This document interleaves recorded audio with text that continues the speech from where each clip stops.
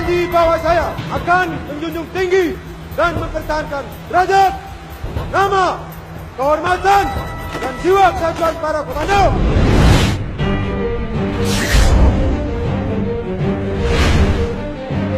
Komando Pasukan Khusus TNI Angkatan Darat atau Kopassus dikenal sebagai salah satu pasukan khusus terbaik di dunia. Tidak bisa sembarangan untuk mendapatkan beret merah dan brevet komando kebanggaan korps tersebut. Para prajurit harus melewati pelatihan khusus yang nyaris melewati kemampuan batas manusia normal. Mantan Kepala Staf TNI Angkatan Darat, Jenderal Purnawirawan Pramono Edi Wibowo membeberkan pengalamannya saat mengikuti latihan Kopassus. Pramono menuliskannya dalam buku Pramono Edi Wibowo dan Cetak Biru Indonesia ke Depan yang diterbitkan Kayu Kitab Publishing tahun 2014. Layaknya seorang prajurit berkualifikasi komando dengan naluri tempur yang baik, anggota Kopassus dituntut untuk menjalani latihan-latihan seringkali melebihi batas kesanggupan manusia normal.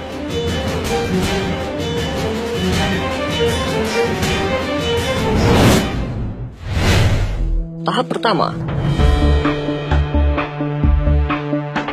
Tahapan pertama yang harus dilalui adalah tahap basis, yang pemusatan pelatihan di Pusat Pendidikan Pelatihan Khusus bertempat di Batu Jajar, Bandung. Di sini, para calon prajurit komando dilatih keterampilan dasar seperti menembak, teknik dan taktik tempur, operasi raid, perebutan cepat, serangan unit komando, navigasi darat, dan berbagai keterampilan lain.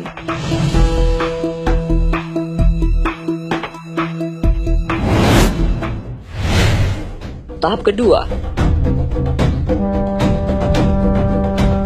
Selesai latihan basis, dilanjutkan dengan tahap hutan gunung yang diadakan di Citatah, Bandung. Di sini, para calon prajurit komando berlatih untuk menjadi pendaki serbu, penjejakan, anti penjejakan, dan survival di tengah hutan.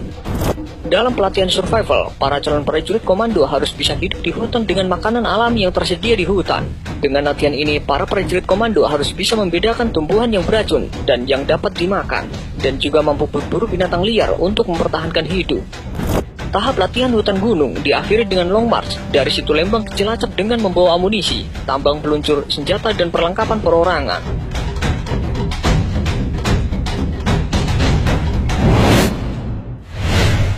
Tahap ketiga. Latihan terberat sudah menanti saat sampai di Cilacap. Ini adalah latihan tahap ketiga yang disebut latihan tahap rawa laut. Calon prajurit komando berinfiltrasi melalui rawa laut. Di sini, materi latihan meliputi navigasi laut, survival laut, pelolosan, renang ponco, dan pendaratan menggunakan perahu karet. Para calon prajurit komando harus mampu berenang melintasi selat dari Cilacap ke Nusa Kambangan. Latihan di Nusa Kambangan merupakan latihan tahap akhir. Oleh karena itu, ada yang menyebutnya sebagai Hell Week atau Minggu Neraka. Yang paling berat dari tahap ini adalah tahap latihan pelolosan dan kamp tawanan. Dalam latihan ini, para calon prajurit komando dilepas pagi hari tanpa bekal, dan paling lambat pukul 10 malam sudah harus sampai di suatu titik tertentu. Selama pelolosan, si calon harus menghindari segala macam rintangan alam maupun tembakan dari musuh yang mengejar.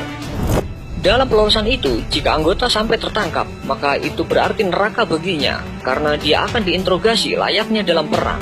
Para pelatih yang berperan sebagai musuh akan menyiksa prajurit malang itu untuk mendapatkan informasi. Dalam kondisi seperti itu, si prajurit harus mampu mengatasi penderitaan, tidak boleh membocorkan informasi yang dimilikinya. Untuk anggota yang tidak tertangkap, bukan berarti mereka lolos dari neraka. Pada akhirnya, mereka pun harus kembali ke camp untuk menjalani siksaan. Selama 3 hari, para calon menjalani latihan di camp tawanan. Dalam camp tawanan ini, semua calon akan menjalani siksaan fisik yang nyaris mendekati daya tahan manusia.